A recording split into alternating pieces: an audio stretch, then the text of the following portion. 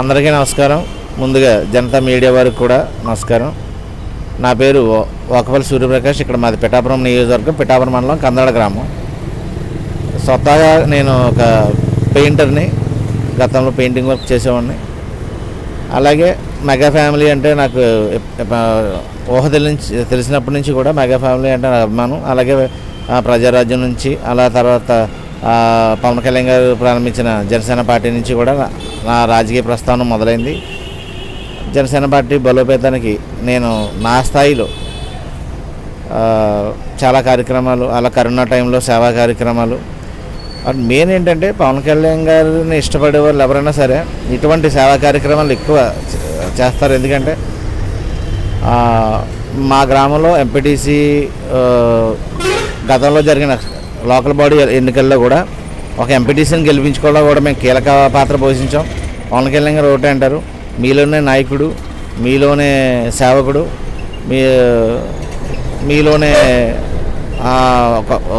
ఒక నాయకత్వ లక్షణాలు అన్నీ కూడా మీలోనే దాగుంటాయి. అది మీ అంతటి మీరే బయటికి తెచ్చుకోవాలని.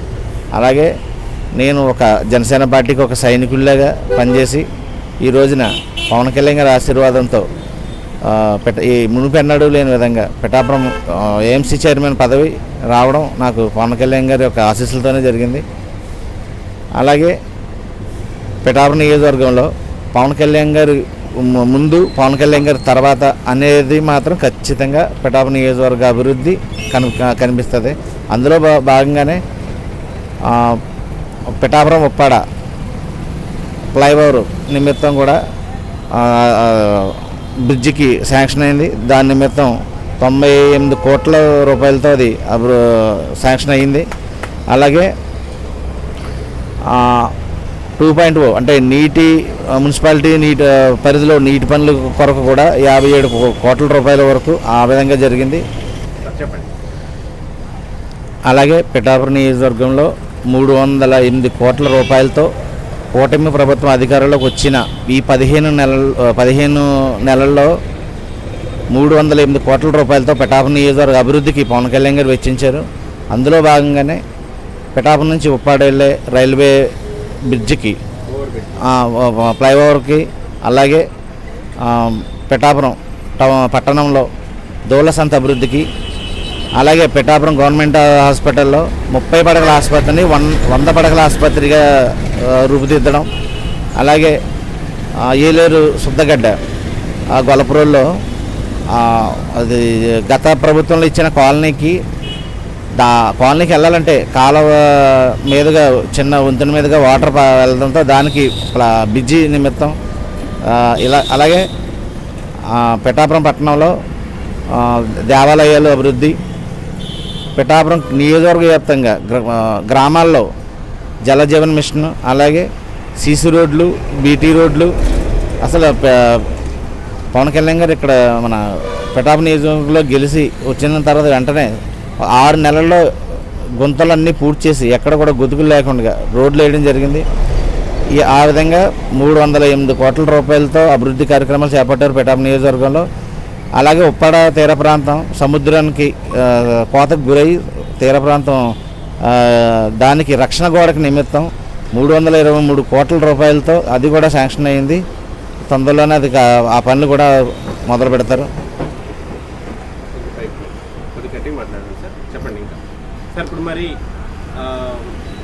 ఈ స్థానికంగా ఇంకా ఏం సమస్యలు ఉన్నాయి? మెయిన్ ప్రధానంగా ఇక్కడ పిఠాపురం నియోజకవర్గ ప్రజలకి మెయిన్ ప్రధాన సమస్య పిఠాపురం నియోజకవర్గాలలో సాగునీరు, త్రాగునీరు, రోడ్లు, డ్రైనేజీలు, మరి ఇవి ఉంటాయి. ప్రధానంగా కరెంటు మెయిన్ ఈ నిత్యావసరాలలో ఈ ఒక ముఖ్య పార్ట్.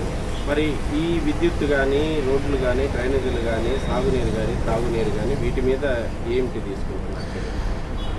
గత ప్రభుత్వంలో కేవలం సంక్షేమమే టార్గెట్గా పెట్టుకుని పప్పు బెల్లాలు పంచిపెట్టినట్టుగా జగన్మోహన్ రెడ్డి ప్రభుత్వం ముందుకెళ్ళింది తప్ప అభివృద్ధిని అయితే ఏమాత్రం పట్టించుకోలేదు. రోడ్లు వేయలేదు. ఏ గ్రామం వెళ్ళాలన్నా సరే, ఒక్క పిఠాపురం పట్టణం నుంచి ఏ గ్రామం వెళ్ళాలన్నా దారుణమైన గుంతలు పడిపోయి ప్రయాణికులు ఇబ్బంది పడేటట్టు విధంగా, అలాగే ప్రతి గ్రామంలో తాగునీరు, ఇంటింటి కుళాయిలు లేవు. అంటే సంక్షేమం చేశారు తప్ప అభివృద్ధి అయితే ఏమాత్రం చేయలేదు. కానీ కూటమి ప్రభుత్వం వచ్చి 15 నెలల వ్యవధిలోనే ప్రతి ఇంటికి జలజీవన మిషన్ ద్వారా ఇంటింటికి కుళాయిలు వేశారు. అలాగే ఎక్కడ కూడా కరెంటు కోత అనేది ఎక్కువ కాకుండా, అలాగే కరెంటు బిల్లుల విషయంలో కూడా తక్కువ వచ్చే విధంగా కూడా కరెంటు బిల్లు వచ్చే విధంగా కూడా కూటమి ప్రభుత్వం చర్యలు తీసుకుంది. అలాగే గ్రామాల్లో వీధుల్లో సీసీ రోడ్లు వేయడం జరిగింది. అలాగే బీటీ రోడ్లు, డ్రైనేజ్ సిస్టమ్, పవన్ కళ్యాణ్ గారు ఒక ఆలోచన విధానం ఏంటిది స్మార్ట్ డ్రైనేజ్ సిస్టమ్ తీసుకొచ్చారు. అది కూడా చాలా సక్సెస్ఫుల్గా జరిగింది. మనం చూసాము, మన పిఠాపురంలో కూడా ఆ విధమైన డ్రైనేజ్ చేయడం కూడా జరిగింది. అలాగే గత ప్రభుత్వంలో ఒక 2000 నుంచి 3000 రూపాయలు పెన్షన్ పెంచడం కోసం 5 సంవత్సరాల సమయం తీసుకున్నారు. కానీ కూటమి ప్రభుత్వం సూపర్ 6లో భాగంగా ఇచ్చిన మాట ప్రకారం అధికారంలోకి వచ్చిన వెంటనే 2000 నుంచి 4000 రూపాయలు పెన్షన్ చేశారు. అలాగే జగన్మోహన్ రెడ్డి ప్రభుత్వంలో చివరిలో ఒక నెల పెన్షన్ కూడా అతను ఆపేశాడు. ఎందుకంటే ఏదో ఇవ్వడానికి వాలంటీర్లు లేరు, రిజైన్ చేస్తారనే వంకతోటి అది కూడా కలుపుకుని కూటమి ప్రభుత్వం అధికారంలోకి రాగానే 4000 రూపాయలు పెన్షన్ ఇచ్చింది. అలాగే ఇచ్చిన మాట ప్రకారం కూడా కూటమి ప్రభుత్వం ఈ సూపర్ 6లో భాగంగా మహిళలకి ఉచిత బస్సు మొన్న ప్రారంభించారు. మొత్తం రాష్ట్ర మహిళలు అందరూ కూడా చాలా హ్యాపీగా ఉన్నారు. ఉచిత బస్సు ప్రయాణాన్ని వాళ్ళు ఆస్వాదిస్తున్నారు. అలాగే పిఠాపురం నియోజకవర్గంలో పవన్ కళ్యాణ్ గారు ఆయన ఇక్కడ ఉన్నా లేకపోయినా సరే అభివృద్ధిలో మాత్రం ఆయన ఎన్నిదిరిగి చూడకుండా ఆయన పరిపాలన ముందుకు చేసుకుంటూ వెళ్తూ ఉన్నారు. సార్, మరి ఆంధ్ర రాష్ట్ర ప్రజలు అభివృద్ధి కోసం, అభివృద్ధి, విద్య, ఉద్యోగ అవకాశాల కోసం ఈ రాష్ట్ర ప్రజలు మీకు బ్రహ్మరథం పట్టారు, అఖండ మెజారిటీ ఇచ్చారు, పవన్ కళ్యాణ్ గారిని, చంద్రబాబు నాయుడుకి నమ్మారు. మరి ఈ సంవత్సర కాలంలో అభివృద్ధి విషయంలో ఎలా ఉంది రాష్ట్ర అభివృద్ధి గురించి? గత ప్రభుత్వంలో వాళ్ళు అభివృద్ధిని అయితే పక్కన పెట్టేశారన్న వాస్తవం క్లియర్. దానికి నిదర్శనం ఏంటంటే అమరావతి మ్యాక్సిమం ఒక 50% పూర్తయిన అమరావతిని పక్కన పెట్టేశారు. అలాగే పోలవరం ప్రాజెక్టు మేము 1%, 10% అని గత మినిస్టర్ అవహేళన చేసి ఆ పోలవరం కూడా అభివృద్ధి చేయకుండా, పూర్తి చేయకుండా అలా పక్కన పెట్టేశారు. కానీ ఇప్పుడు కూటమి ప్రభుత్వం వచ్చిన తర్వాత ఈ సంక్షేమం ఏదైతే ఉందో ఆ సంక్షేమాన్ని ఇంకా మెరుగుపరిచి సంక్షేమాన్ని నడిపిస్తూనే అలాగే అభివృద్ధి కూడా చేయడం జరుగుతుంది. పోలవరం పనులు కూడా పూర్తిగా మొదలయ్యాయి, పూర్తయిపోతుంది. అది కూడా అమరావతి కూడా ఏ విధంగా అయితే మళ్ళీ ఎక్కడైతే ఆగిపోయిందో అక్కడి నుంచే కూటమి ప్రభుత్వం బాధ్యత తీసుకొని పూర్తి చేయడం కూడా జరుగుతుంది. అలాగే నిరుద్యోగులకి మొన్నే డిఎస్సి నోటిఫికేషన్ కూడా తీసి డిఎస్సి కొట్టారు. జాబులు కూడా చాలామందికి మాకు తెలిసిన వాళ్ళు కూడా జాబులు వచ్చాయి. అలాగే కానిస్టేబుల్ పోస్టులు కూడా కొన్ని భర్తీ చేశారు. అలాగే కొన్ని ఇండస్ట్రీలు కూడా వచ్చాయి, పరిశ్రమలు వచ్చాయి. అందులో నిరుద్యోగ యువతకి చాలామంది ఉద్యోగాలు కూడా వాళ్ళకి జీవనాధారం ఆ ఇండస్ట్రీలు ఏర్పడడం వల్ల జరిగిందని ఖచ్చితంగా చెప్పవచ్చు. సార్, మరి మాకు చాలా గ్రామాలలో కూటమి స్థానికంగా కార్యకర్తల మధ్య విభేదాలు వస్తున్నాయని చెప్పేసి విన్నాము. మరి దీని విషయంలో మీ అభిప్రాయం చెప్పండి. ఇవి ఇప్పుడు కూటమి ప్రభుత్వం అధికారంలో ఉండడానికి ఆంధ్రప్రదేశ్ రాష్ట్రం సుపరిపాలన సురక్షితంగా ఉండడానికి కారణం కూటమి ఏర్పడమే. అంటే రాష్ట్ర ప్రయోజనాల కోసం, రాష్ట్ర భవిష్యత్తు కోసం వైఎస్ఆర్సీపీ ఒక రాక్షస పాలన అయితే ఏ విధంగా కొనసాగించిందో గతంలో, ఆ రాష్ట్రాన్ని అటువంటి కుట్రలు కుతంత్రాలు రాక్షసుల నుంచి విడిపించడం కోసం మాత్రమే కూటమి ఏర్పడింది. అందులో ముఖ్య భాగస్వామి పవన్ కళ్యాణ్ గారు. పవన్ కళ్యాణ్ గారు ఆయన సంకల్పించుకున్నారు, జగన్మోహన్ రెడ్డిని ఎలాగైనా గద్దె దించాలి, ఆంధ్ర రాష్ట్రాన్ని ఆంధ్ర రాష్ట్ర అభివృద్ధిని రక్షించాలనే ఉద్దేశంతో పవన్ కళ్యాణ్ గారు సంకల్పించుకుని కూటమి బలంగా ఏర్పడింది. అదేవిధంగా ఇక్కడ పిఠాపురం నియోజకవర్గంలో పిఠాపురం నియోజకవర్గ అభివృద్ధికి, పిఠాపురం నియోజకవర్గ ప్రజలకి అభివృద్ధికి, వాళ్ళ సంక్షేమానికి, అలాగే గ్రామాల్లో కూడా మేము మా నాయకులు ఏ ఉద్దేశంతో అయితే వాళ్ళు కూటమి ఏర్పడి ఏ ఉద్దేశంతో అయితే కలిశారో అదే వాళ్ళ ఉద్దేశాన్ని మేము గౌరవిస్తూ కూడా స్థానికంగా మా గ్రామాల్లో ఉన్న ప్రజలకి ఏదైనా ఇబ్బందులు ఉంటే ఆ ఇబ్బందులు తీర్చడం కోసం మేమందరం కలిసికట్టుగానే ఉన్నాము. మా మధ్య ఒక టీడీపీ అని, బీజేపీ అని, జనసేన అని వేరే విభేదాలు ఏం లేవు. మేమందరం చాలా స్నేహపూర్వకంగా ఉన్నాం. మా నాయకులు తీసుకున్న నిర్ణయాన్ని మేము కూడా గౌరవిస్తూ వాళ్ళ అడుగుజాల్లోనే నడుస్తూ కూడా ఇక్కడ అభివృద్ధి జరగాలనే ఉద్దేశంతో ముందుకు వెళ్తూ ఉన్నాం. అలాగే మన ఆంధ్రప్రదేశ్ రాష్ట్ర అభివృద్ధికి ముఖ్యంగా పవన్ కళ్యాణ్ గారు, డిప్యూటీ సీఎం, పిఠాపురం నియోజకవర్గ శాసనసభ్యులు పవన్ కళ్యాణ్ గారు, మన రాష్ట్ర ముఖ్యమంత్రి వర్యులు చంద్రబాబు నాయుడు గారు వీళ్ళ బలంగా వీళ్ళ స్నేహపూర్వకంగా కలిసి ఉన్నంతకాలం కూడా ఆంధ్రప్రదేశ్ రాష్ట్ర అభివృద్ధిని ఎవరు ఆపలేరు. అలాగే ఈ సందర్భంగా నేను చెప్పేది ఏంటంటే పిఠాపురం నియోజకవర్గ ప్రజలందరూ కూడా ముందుగా వినాయక చవితి శుభాకాంక్షలు. అలాగే తొందరలో పవన్ కళ్యాణ్ గారు, మా మంత్రివర్యులు కందుల దుర్గేష్ గారు, వాళ్ళకి పుట్టినరోజున తొందరలో ఉంది, వాళ్ళకు కూడా హృదయపూర్వకంగా జన్మదిన శుభాకాంక్షలు.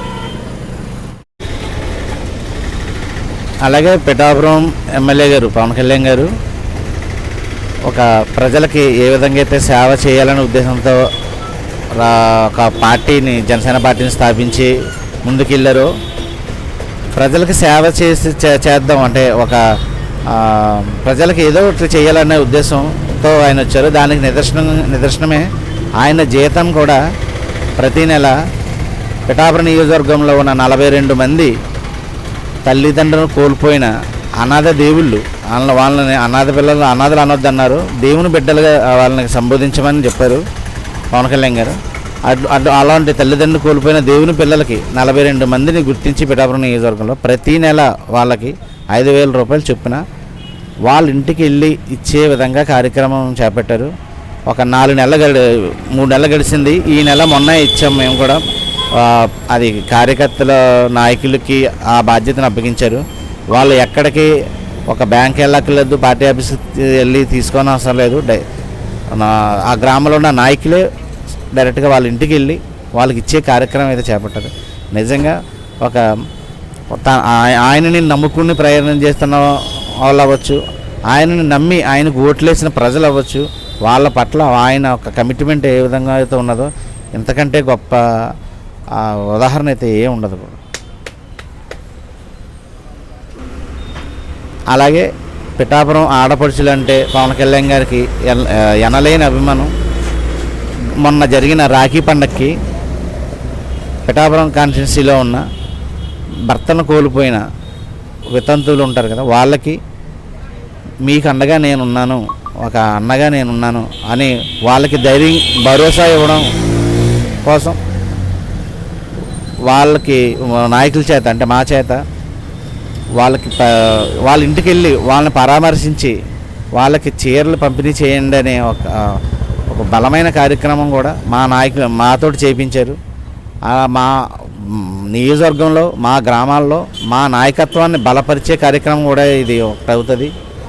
ఎందుకంటే పవన్ కళ్యాణ్ గారు ఒక్కరే ఎదగడం కాదు, అతన్ని నమ్ముకుని ఉన్న కార్యకర్తలు నాయకులు కూడా వాళ్ళ నాయకత్వం బలపడాలనే ఉద్దేశంతో మాతో ఈ చీరల పంపిణీ కార్యక్రమం అవ్వచ్చు, అనాథ దేవుని పిల్లలకి ప్రతి నెల 5,000 రూపాయలు పంపిణీ అవ్వచ్చు, ఆ కార్యక్రమాలు అన్నీ కూడా నియోజకవర్గ నాయకులకి అప్పచెప్పారు.